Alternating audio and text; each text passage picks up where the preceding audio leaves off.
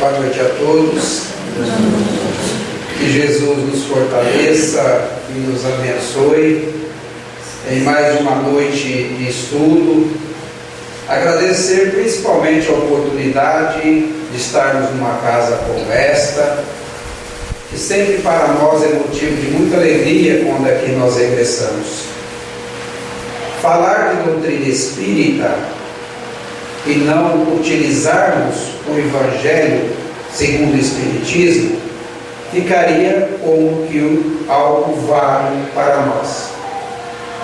Ainda ontem nós rememoramos esses 150 anos da publicação do Evangelho segundo o Espiritismo. E hoje nós vamos estar utilizando o Evangelho para que nós possamos fazer uma reflexão dos lá colocados ensinamentos de Jesus. No capítulo 28, nós encontramos uma coletânea de preces. No final deste capítulo, do Evangelho, existe esse capítulo com essa coletânea de preces. E hoje nós vamos estar falando especificamente do item 62, que é a prece por aqueles que nós amamos, mas que já se encontram no mundo espiritual. Como deve ser o nosso comportamento, como deve ser a nossa prece? Será que se a nossa prece feita aqui ajuda os nossos entes queridos, nossos entes amados que já se encontram no outro lado da eternidade? Então essa é a nossa proposta de estudo para esta noite. Primeiramente, nós queremos colocar aqui que a doutrina espírita tem nos ensinado e tem nos dito que a vida não é só esta que nós estamos presentes. A doutrina espírita ao longo do tempo tem nos falado que nós somos espíritos eternos e que momentaneamente nós jornadeamos encarnado junto dessas criaturas, que muitas delas se encontram no mundo espiritual. Peço desculpa para vocês, meu computador deu um tilt aqui, eu vou ter que me virar para fazer a leitura do texto para que a gente possa refletir. Então nós aprendemos através da doutrina espírita que a vida continua. Mesmo desencarnado, nós espíritos estamos do outro lado, mas nós estaremos sempre em contato, nós encarnados, com esses nossos entes queridos. A doutrina tem nos falado, e seria dentro dessa lógica, dessa fé raciocinada, que nós compreendemos o porquê a vida continua, o porquê nós somos espíritos eternos.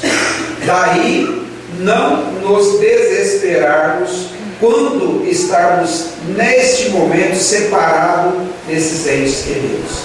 Fala no capítulo, na redação do texto, como que nós podemos aceitar e compreender a possibilidade de um gênio, de repente, após a sua morte física, se nós levarmos em consideração que só existisse essa vida, diz o texto que seria um desperdício este gênio, com toda a sua genialidade, com todo o seu conhecimento, viver apenas uma única vida. Seria um desperdício total. E aí nós podemos trazer essa narrativa para nós. Se nós fôssemos pensar somente nesta reencarnação, para os materialistas, reencarnação nem existe, seria somente esta vida mesmo, ficaria muito vago para nós compreendermos, por exemplo, a justiça de Deus. Ainda ontem, na palestra que nós ouvimos, o narrador disse que uma mãe procurando por um padre, questionou a ele: padre, por que o meu filho tem síndrome de Down? Porque eu fui a escolhida para receber essa criatura. Para nós espíritas, nós entendemos e compreendemos que a lei de ação e reação, neste momento, para aquela senhora, está agindo. Fica muito mais fácil para nós aceitarmos e compreender resolvermos aquela situação de momento para que essa irmã nossa possa compreender. E o padre, dizia o narrador, disse a ela: olha, uma criatura com síndrome de Down, uma criatura especial, são para as mães especiais. Mas agora, minha filha, a tua pergunta, por que você está nesse momento vivenciando essa situação, não sei te responder. Logicamente que nós aqui dentro da casa espírita aprendemos que nós sabemos o porquê que ela vivencia e experimenta essa situação. Então, para nós, a doutrina espírita, ela nos dá esse alento, esse acalanto de que a vida continua. E diz assim a passagem do Evangelho: eis que o Espiritismo vem fazer, através das provas materiais de sobrevivência, que nos proporciona e, consequentemente, da existência dos seres do além-túmulo. Nós estamos falando de fazermos preces para os nossos entes queridos, nossos entes amados, desencarnados. Então a doutrina vem nos falar que a vida continua além do túmulo. Então os nossos entes queridos continuam vivos. Justamente por isso, essas provas são acolhidas por toda parte com satisfação. Nós ficamos felizes, acalenta o nosso coração, aquieta a nossa insatisfação, o nosso desespero. E a confiança renasce, pois o homem sabe, de agora em diante, que a vida terrena é apenas uma rápida passagem que conduz a uma vida melhor. Então, esse alerta, essa colocação do Evangelho segundo o Espiritismo, nos dá esse alento, nos dá esse conforto de que a vida não acaba, a vida continua.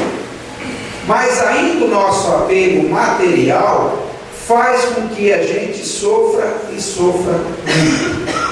Porque ainda nós estamos na condição de meu, ser, tenho, é meu, é minha.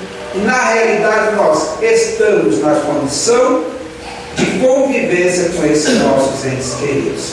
A partir do momento que nós tomarmos consciência dessa situação e nos prepararmos para esse momento de separação, as coisas começam a se transcorrer com mais facilidade. Sabemos e entendemos muitas vezes que a separação por um desencarne de um ente querido não é fácil, é dolorido, é triste.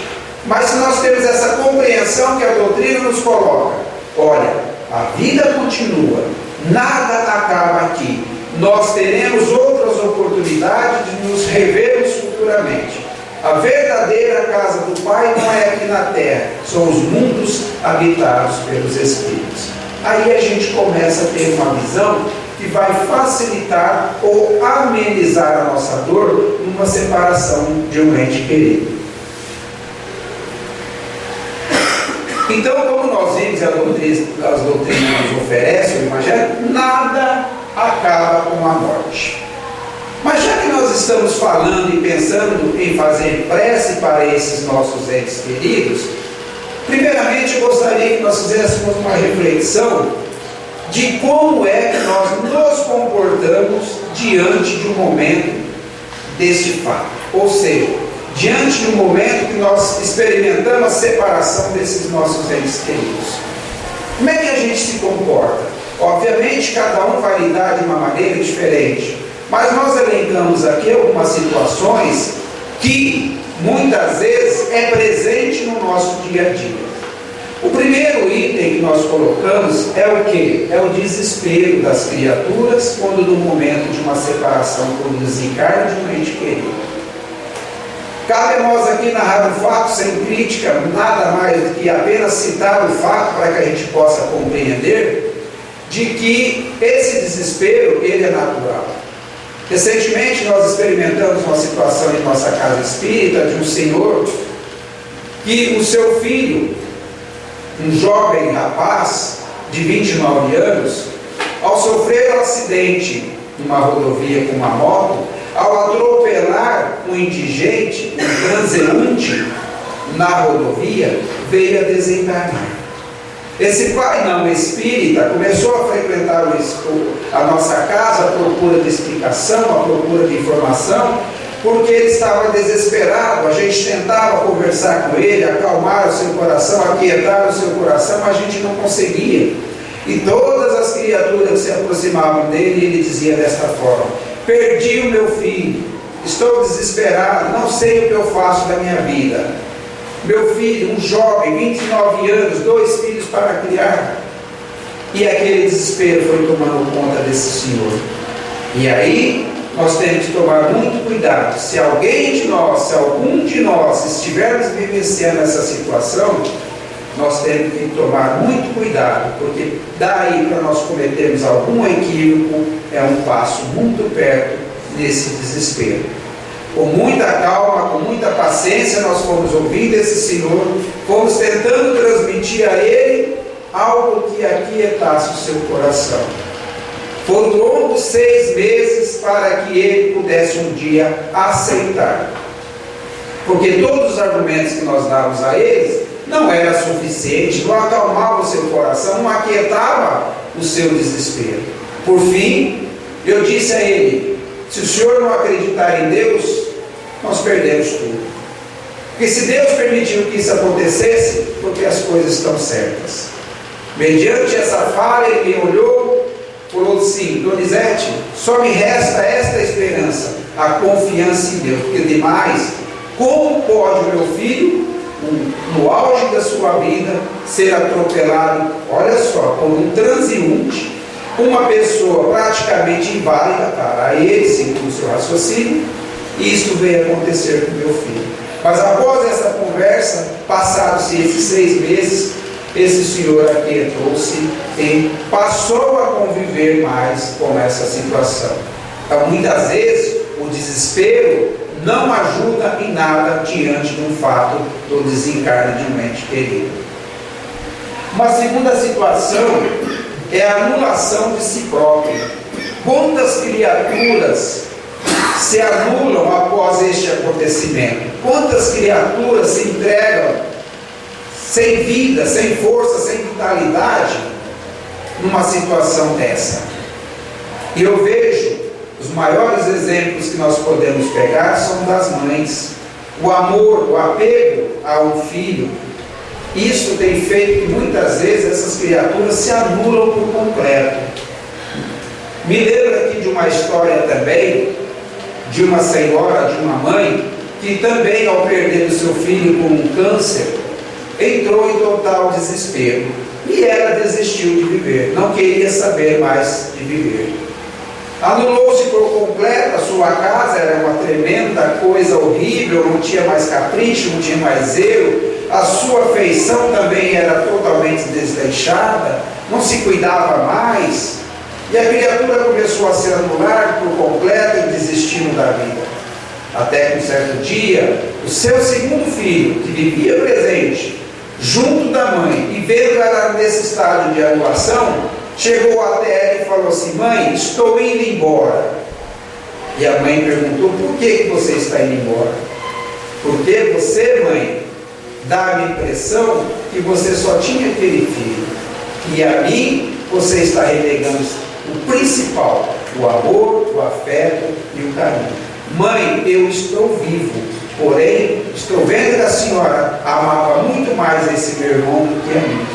Foi nesse instante que essa senhora, se tocando dessa situação, percebeu do equívoco que ela estava cometendo. Por quê? A vida continua. Ela não tinha motivos só para reclamar, ela tinha motivos também de dar graças a Deus, porque na realidade ela havia perdido o filho, perdido no bom sentido, desencarnado, mas o outro estava presente, o outro estava do lado dela, e ela por completo se entregando numa anulação pessoal. Uma outra situação que nós encontramos também são os estados depressivos. Muitas criaturas, após essa experimentação da separação de um ente querido, caem em estado de depressão, se entrega por completo a ponto de estar no estado depressivo, não consegue aceitar as leis divinas agindo, acontecendo ao seu lado, e essa criatura vai se entregando, vai se desleixando, a tal ponto que chega a estar em total estado depressivo. Isso também é muito comum. Mas aí nós alertamos que, quando isto chegar até nós devemos sim compreender a criatura, mas dizer a ela principalmente: a vida continua. A criatura ainda terá pela frente inúmeras oportunidades para que essa situação, que momentaneamente pode ser de momento de infelicidade, se torne momentos felizes.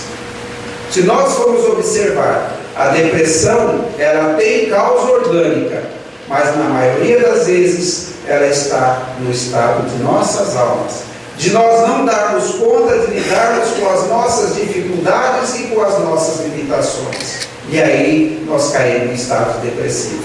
Então isso nós temos que tomar muito cuidado, porque quando chegarmos ao ponto de entrar no estado de depressão, a coisa não está boa para o nosso lado. E uma outra situação: revolta contra Deus. Quantas criaturas, no momento de separação, se revoltam contra Deus, dizendo que está sendo injustiçado, que Deus lhe tirou a pessoa que ela mais amava, que ela não vai dar conta, que ela está sendo injustiçada. É uma lamúria, é uma lamentação, uma revolta contra Deus. E nós sabemos e aprendemos na casa espírita, pela doutrina espírita, que nada nos acontece por acaso. Em estado de perturbação, nós blasfemamos contra Deus. E na realidade, nós temos que compreender e não nos revoltarmos. E uma outra situação também há criaturas que vão ao extremo. Logo após essa separação de um ente querido, chega-se ao extremo do suicídio. Muitas criaturas, não aceitando essa situação, acabam com a própria vida. No livro O Céu e o Inferno, numa das comunicações, há uma comunicação de uma senhora narrando que no momento derradeiro do seu filho, ela, juntamente com seus familiares e aquele grupo que estava ali ao estado terminal do seu filho, sabendo que seu filho iria desencarnar, ela se retira daquele ambiente e vai para um quarto ao lado e diz assim: meu filho, você vai, mas eu também irei para te encontrar do outro lado da vida. Lê do engano, porque nós sabemos que muitas vezes não é através dos suicídios que nós vamos encontrar os nossos entes queridos, muito pelo contrário. Nós vamos estar muito, mas muito distante desses nossos entes queridos. Então não é uma atitude que vai nos colocar em contato com os nossos entes queridos. Qual é a visão espírita, então, após a morte de um ente querido? Eu não sei, mas eu tenho percebido ao longo desses 30 anos meu de casa espírita, que quando eu vou a um velório e lá me deparo com um desencarne de uma criatura espírita, há choro, há choro. Há um sentimento de separação, Porém, a gente percebe que através da compreensão que a doutrina nos oferece, é algo mais tranquilo, é algo mais calmo, do que muitas vezes em um velório de uma outras criaturas que não são espíritas ou não têm a visão espírita para esse momento. É um desespero total. Há um descontrole emocional por completo. Então, qual é a visão que a doutrina espírita nos pede para que a gente, diante de uma situação dessa, nos comportemos? Primeiro, pensamentos. Quando nós emitimos esse pensamento positivo, nós vamos estar permanentemente em contato com esses nossos entes queridos.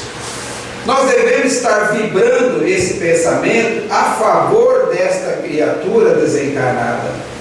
E nós aprendemos qual é a maneira que nós nos colocamos em sintonia com os espíritos? Pelo pensamento. Então, se os nossos pensamentos são bons, obviamente, nós estaremos em contato com os espíritos bons. Se nós tivermos um pensamento negativo, um pensamento ruim, nós estaremos em contato com os espíritos inferiores. Porque o nosso pensamento é como as ondas do rádio. Nós não conseguimos ver, mas nós conseguimos ouvir. E como é que a gente sintoniza uma rádio ou outra, ou outra? Através das ondas. E essas ondas, de tal forma que a gente vai procurando, uma hora a gente acha. Se eu quero ouvir tal rádio, eu vou ouvir e localizar tal rádio. E os espíritos que estão no mundo da erraticidade são as mesmas coisas. Qual é que eles vão se sintonizar? Com quais pensamentos eles vão se sintonizar? Com os nossos pensamentos. Se forem pensamentos bons, serão os espíritos bons que estarão em pensamento conosco. Se for do nosso pensamento negativo, serão os espíritos ruins. Então, para os nossos entes queridos, nós devemos estar permanentemente com os pensamentos bons, que aí nós conseguiremos atraí-los para esses pensamentos bons e nós vamos ter esse contato espiritual com esses nossos entes queridos. Também nós aprendemos pela doutrina espírita que nós mantemos contatos com os nossos entes queridos através dos sonhos.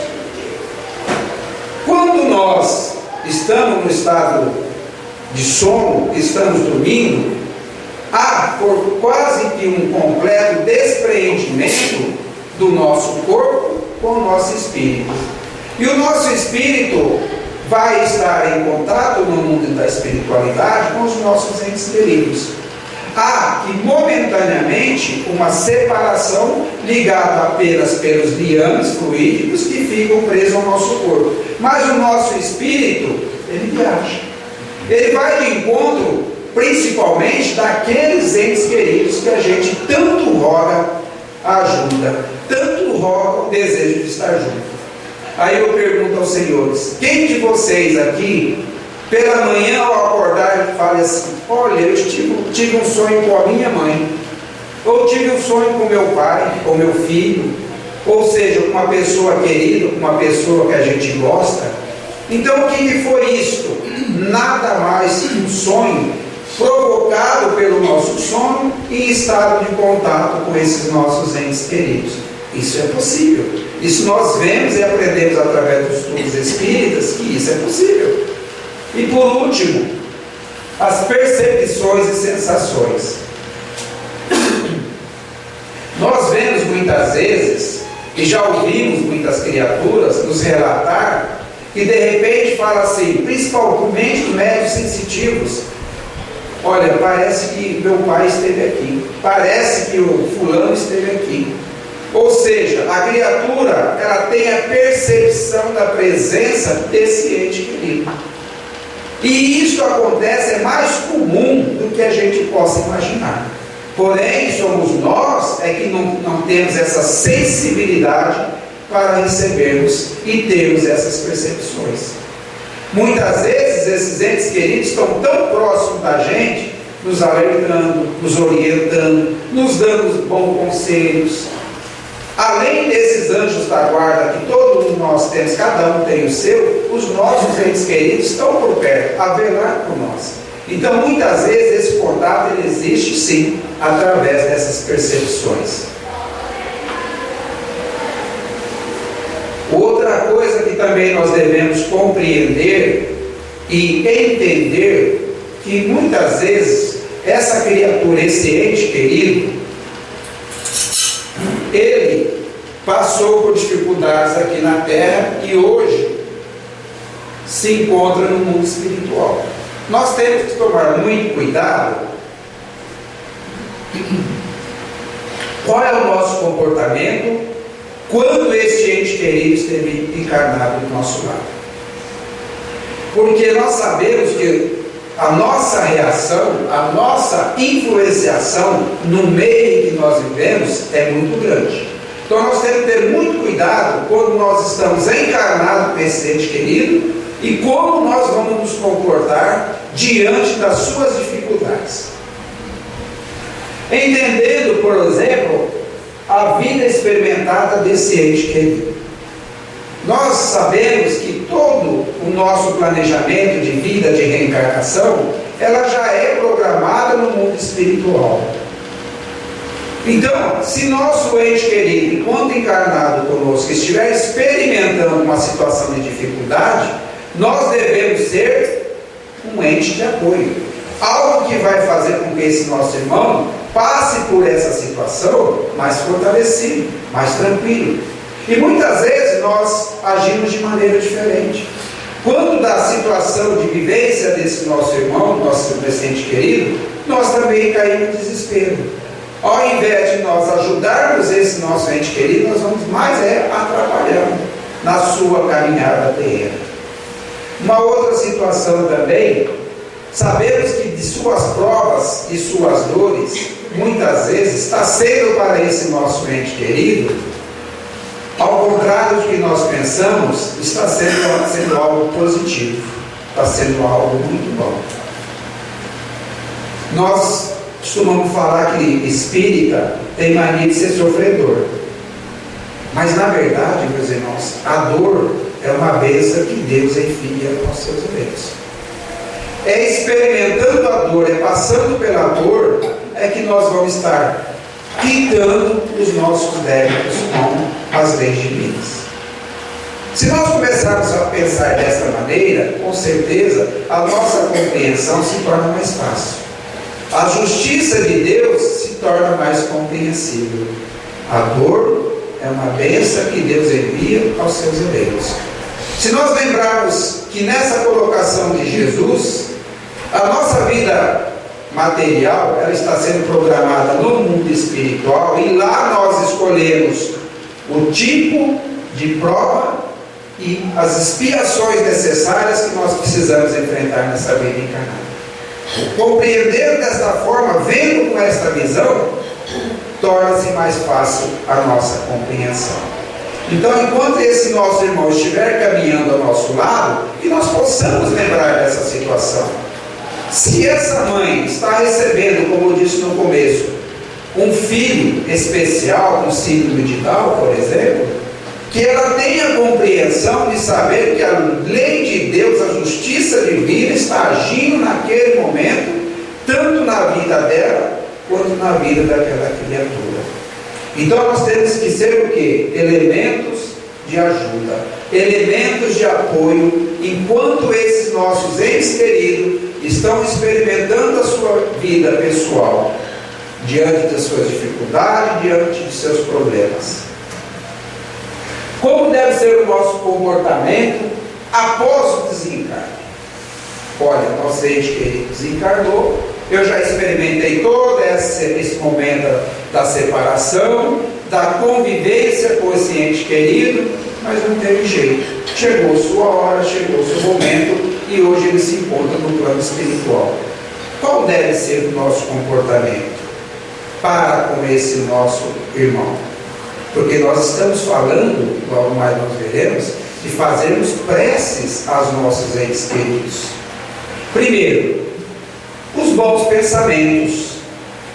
Ou seja, é através dos bons pensamentos que nós estaremos nos ligando. Quando eu falo de bons pensamentos aqui, é diretamente com esse ente querido. É diretamente esse bom pensamento com aquele desencarnado. E não ficarmos aqui, em dedo e rixa, apontando as suas coisas negativas enquanto encarnado. Muito pelo contrário. Nós devemos, através do pensamento, lembrarmos dos bons momentos que nós tivemos com ele, daquele momento de convivência, do período das construções, das conquistas. Mas um pensamento saudável, um pensamento bom. Oh, saudade que eu estou de você.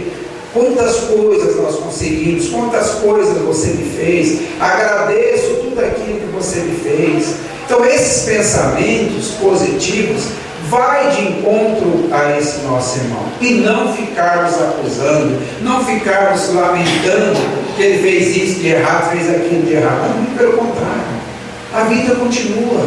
Se nós quisermos ter esse pensamento, esse contato com esses nossos entes queridos, somente através dos bons pensamentos, ligado diretamente a ele. E a prece, como nós vamos ver mais a seguir, a prece ela é muito importante, porque é através da prece que nós vamos estar firmando esse compromisso com o nosso ente querido. Eu coloquei aqui a prece, entre aspas, aí, o purgatório. Porque o purgatório, se vocês lembrarem bem, quando nós ainda adentramos as igrejas católicas, quando a gente morria, só tinha dois caminhos. Agora eu vou despertar todo mundo. Qual eram esses dois caminhos? Céu ou inferno. Cidadão, se ele fosse bom, ele ia. Se ele fosse ruim, o inferno. E aquele que era mais ou menos, ia para onde? Purgatório. Mas o purgatório, meu irmão, foi uma criação feita pela igreja. E aí dizia na criação do purgatório que nós fizéssemos uma prece para aquela criatura que estivesse estagiando no purgatório, através da nossa prece, essa criatura conseguiria alcançar o céu. Ou seja, um tanto quanto incoerente. Porque seria a decisão de quem está fazendo a prece. A justiça de Deus não entende assim, a justiça divina não entende assim. As minhas conquistas são pelos meus méritos, por aquilo que eu faço. Não seria justo eu fazer o que eu faço e depois o Dioraci ficar orando, fazendo promessa para que o Donizete saísse do purgatório. Mas foi uma forma de começar a pensar nos entes queridos encarnados através da prece. Daí veio o pagamento de preces, as missas, né, que a gente rezava para as almas. Daí surgiu essa prece para que a gente possa ter contato com os nossos entes queridos. E por último, os pensamentos positivos. Se nós acreditamos que a vida continua, nós não podemos nos desesperar. Nós temos que acreditar que uma hora nós estaremos sim em contato com essas criaturas, com esses entes queridos. Mas nós temos que fazer o que merecer. E as nossas vibrações têm que ser positivas. Eu confio em Deus, eu aceito as leis divinas. Esse meu ente querido está a velar por mim. Eu estou com saudade, vivo por você, torço por você. Só assim que nós vamos conseguir manter esse contato permanente com esse nosso ente querido. Se nós não vibrarmos positivamente, vai acontecer o que aconteceu na narrativa de Chico Xavier, no livro Crianças no Além. Há uma psicografia só de crianças, está nesse livro, Crianças no Além. Há uma narrativa de duas meninas que desencarnaram num acidente perto de Ribeirão Preto, aonde, após o seu desencarne, essas duas meninas vêm, através dessa psicografia, solicitar, pedir à mãe que parasse de atrapalhá-las no mundo espiritual.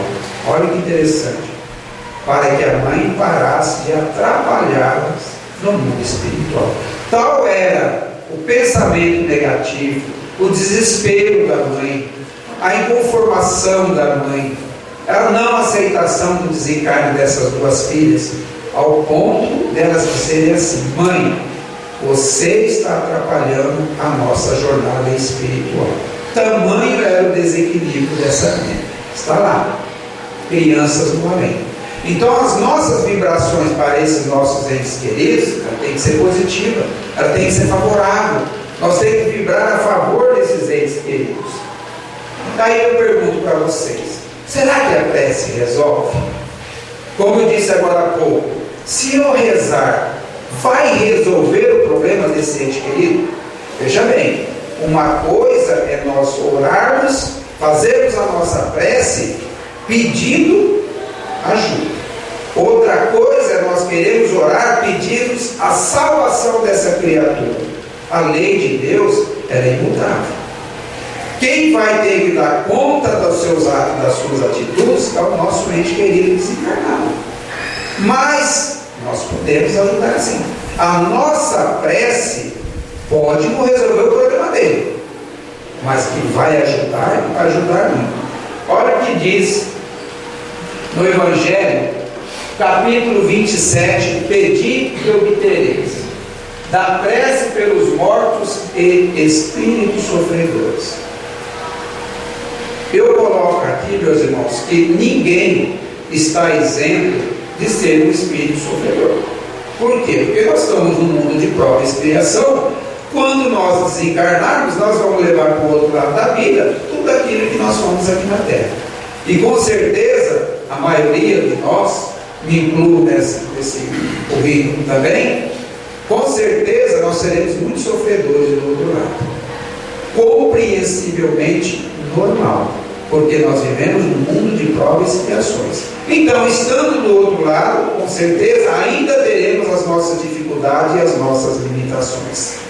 Então diz assim o texto do Evangelho: qual deve ser a nossa prece, o que diz os Espíritos com relação à nossa prece para os nossos entes desencarnados?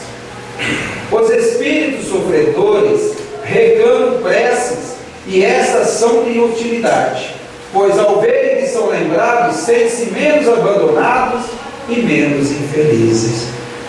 Olha aqui, nós não vamos resolver o problema dele, mas que eles vão sentir um certo alento, um certo conforto, com certeza. E se eles sentirão bem mais aliviados dos seus sofrimentos. Continua o texto: mas a prece tem sobre eles uma ação mais direta. Reergue-lhes a coragem, excita-lhes o desejo de se elevarem pelo arrependimento e a reparação, e pode desviá-los do pensamento normal. Quem garante que nosso ente querido não é uma criatura com muitas falhas? E vai ser diferente o nosso sentimento por eles? Não. Continua sendo um ente querido da mesma forma. Se você perguntar por uma mãe que teve um filho desencarnado, que por um lapso, por um erro, uma atitude impensada, se tornou um assassino e hoje ele se encontra no mundo espiritual, e se você perguntar à mãe dele se ela ama, com certeza a resposta será sim. Da mesma forma como ela ama aquele que é perfeito. E é assim que deve ser o nosso comportamento: amar a todos sem distinção. Não colocarmos aqui, como eu disse agora há pouco, somente as más qualidades desses nossos irmãos. Se você perguntar a essa mãe se ela ama este filho da mesma forma que ela ama o outro, com certeza até com mais valor, porque o outro perfeito é fácil da gente amar. As criaturas perfeitas são fáceis da gente amar. O difícil é amar as criaturas complicadas. O difícil é a gente aceitar as criaturas e as suas limitações. Então, essa prece nesse momento, muitas vezes, por abandono nosso, por esquecimento nosso, essas criaturas que são criaturas infelizes no mundo espiritual, com certeza sofrerão e estarão sendo induzidas a situações piores, porque são já espíritos tendenciosos e que com a nossa prece, com certeza, é uma ação direta, como diz o texto, para eles, e eles vão se sentir fortalecidos e muitas vezes sair deste mal que se aproxima deles. Finalizando, é nesse sentido que ela pode, a prece, não somente aliviar, mas abreviar o sofrimento. Interessante que desde sempre eu ouço falar isso. A casa espírita, a doutrina espírita, não resolve o problema de ninguém, mas com certeza abrevia os nossos sofrimentos. Disse Jesus: vinde a mim todos vós que estáis cansados e sobrecarregados, que eu vos aliviarei.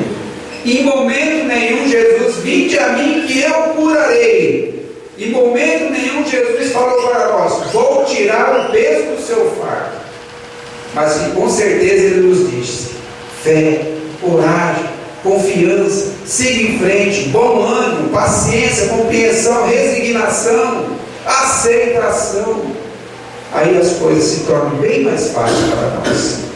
Então, meus irmãos, olha aqui, se a prece vai resolver o problema dos nossos entes queridos desencarnados, com certeza não.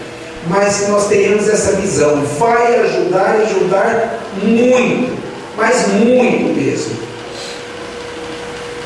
E como é que deve ser a nossa prece? Deve ser decorada? Deve ser em palavras bonitas? Deve-se pegar o dicionário e escolher as melhores caligrafias para lermos? Não. A nossa prece ela deve ser carregada com muita fé, com muita vontade, com desejo ardente de que aquilo que eu estou pedindo aconteça. Porque se nós não pedimos com fé, vai ficar como com algo decorado, que a gente faz uma poesia, decora, vem e declama. E aí a gente não consegue o objetivo. No capítulo O Poder da Fé, também do Evangelho, diz assim: considera-se fé a confiança que se deposita na realização de determinada coisa, a certeza de atingir o objetivo. Ou seja, se eu quero que essa prece ajude, auxilie esse ente querido, se eu desejo que realmente a minha vontade atinja esse meu ente querido, se eu não carregar de fé essa prece, de nada vai adiantar. Posso ficar semanas, anos, meses, decorando, repetindo, e nada vai acontecer. Continua aí no texto. Nesse caso, o poder da fé, ela confere uma espécie de lucidez, que faz antever pelo pensamento os fins que se tem em vistas e os meios de atingi-lo, de maneira que aquele que a possui avança, por assim dizer, infalivelmente. Então, se eu tenho desejo, se eu tenho vontade, se eu quero endereçar uma prece, e eu coloco a fé, coloco o desejo, coloco a vontade, isso é infalível. Com certeza isso vai ter o seu encaminhamento, é mais garantido do que o correio. E olha que o correio hoje está bem moderno, né? Dificilmente a gente recebe uma correspondência extraviada. Então, se nós fizermos desta forma, com certeza essa prece vai bater diretamente nesse ente querido. Então, a fé é o que nós devemos fazer. É o que devemos colocar quando nós fazemos a nossa prece. E aí, meus irmãos, para que a gente possa finalizar, nesse capítulo 28, esta é a prece que nós devemos fazer pelos entes queridos desencarnados. E ao lê-la, a gente vê uma lucidez, um raciocínio tão lógico, que a gente fica encantado, fica admirado. Por que desta lucidez, dessa clareza? Porque nós aprendemos que nós podemos ajudar, como Jesus nos disse, nós podemos ajudar a aliviar o fardo desse nosso ente querido. Então a prece diz assim: acolhe favoravelmente, ó Deus de bondade, a prece que vos dirijo pelo espírito de fulano de tal. Aí a gente coloca o nome desse ente querido. Faz-lhe perceber as tuas luzes divinas. Fazes ele perceber, o desencarnado perceber, e facilita-lhe o caminho da felicidade eterna. Olha que nós não estamos pedindo para ajudar, para te colocar ele diretamente no caminho da felicidade, mas que permita que ele encontre o caminho da felicidade eterna. Permita que os bons espíritos levem até ele as minhas palavras, os meus pensamentos. E tu, que eu tanto queria neste mundo, ouve a minha voz que te chama para dar-te uma nova prova da minha afeição. Deus permitiu que fosse libertado antes de mim. Deus que permitiu que fosse libertado antes de mim. E quantas criaturas se revoltam, principalmente nós vemos casais, né? Às vezes um filho, que pela lei natural da vida é mais normal que um pai desencarne primeiro que um filho. E muitas vezes isso não acontece. Então a gente tem que ter essa visão, que Deus permitiu que fosse libertado antes de mim. E não ser egoísta e ficar lamuriando, lamentando, por que não eu primeiro? E eu não poderia lamentá-lo sem demonstrar egoísmo, porque equivaleria a desejar que continuasse sujeito às penas e aos sofrimentos da vida. Há muitas narrativas, gente, no meio espírita, doutrinário, literário, que nos falam que os espíritos recém-desencarnados relatam que para eles foi um alívio se livrar desse corpo físico. Muitos deles, ao chegarem no plano espiritual, é como se estivessem se libertando de uma gaiola, como um pássaro saindo de uma gaiola. E aí nós compreendemos por que nós vivemos num mundo de prova e expiação. Porque a terra ainda é uma prisão para o nosso espírito.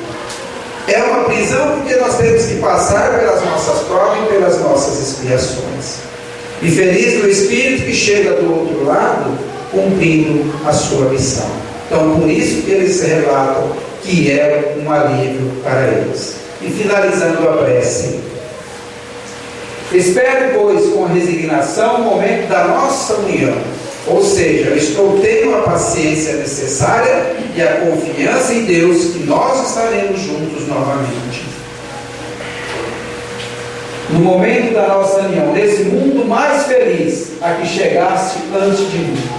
Bem sei que a nossa separação é apenas momentânea, e que por mais longa que ela possa me parecer, sua duração se esvai diante da eternidade de ventura que Deus promete aos seus eleitos. Que a sua bondade me livre de fazer qualquer coisa que possa retardar esse instante desejado, e que assim me poupe a dor de não te encontrar ao sair do cativeiro terreno. Olha, gente, na hora que a gente faz essa prece com uma visão espírita, tem dois pontos que eu gostaria de colocar aqui para vocês. Apesar de todo esse nosso esforço, de todas as nossas palavras, para que a gente possa ter esse comportamento, para que a gente possa permanecer em contato com esses nossos entes queridos, pode ser que mesmo assim, quando desencarnarmos, nós não venhamos a encontrar esses nossos entes queridos. Isso nós devemos colocar em nossas mentes. Mas com certeza, talvez seja um momento pequeno perante a eternidade da vida. Mas tenhamos nós a certeza de que um dia nós estaremos sim junto desses nossos entes queridos. Fazer a nossa parte é isso que a doutrina nos pede. E eu tenho confiança plena de que nós fazemos a nossa parte bem feita, tudo nos será acrescido. Nós temos que fazer por merecer. E esses nossos entes queridos, com certeza, eles vibram e do outro lado também eles fazem as suas preces para nós. Que nós possamos então, meus irmãos, refletir sobre esse momento. Qual é a minha atitude perante esses entes queridos, desencarnados? Como devo me comportar? O que eu posso fazer para ajudá-los? Esse deve ser o nosso pensamento e essa deve ser a nossa vibração a favor desses nossos entes queridos. Que Jesus nos abençoe e nos fortaleça. Muita paz.